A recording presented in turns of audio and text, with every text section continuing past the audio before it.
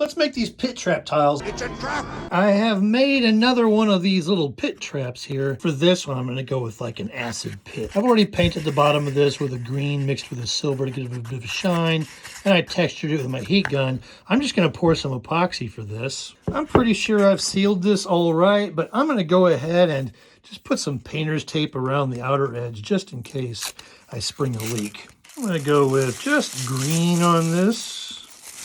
I'll give it just a couple drops. Also, when I'm mixing this, normally I would avoid mixing too vigorously as to not create bubbles, but I actually want some bubbles in this. I want this to be frothy like acid would be. So I'm gonna whip it up pretty good. I think this green is a bit leans too far to the blue, so I'm gonna put one drop of this golden in here and kind of pull it toward the yellow more.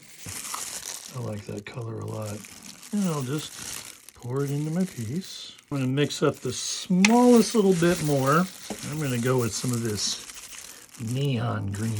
I'm just going to take the stick here and sort of swirl some of this into my mix. Not mixing it in, just putting in some little neon swirls. And then lastly, I have just prepared these little skulls to press down in there and submerge into the caustic ooze. Place these throughout. Take a toothpick and just kind of shift it around how I like it. There is our acid bath there. It's going to need to sit and cure overnight, of course, and we'll come check that out tomorrow and see how it's done.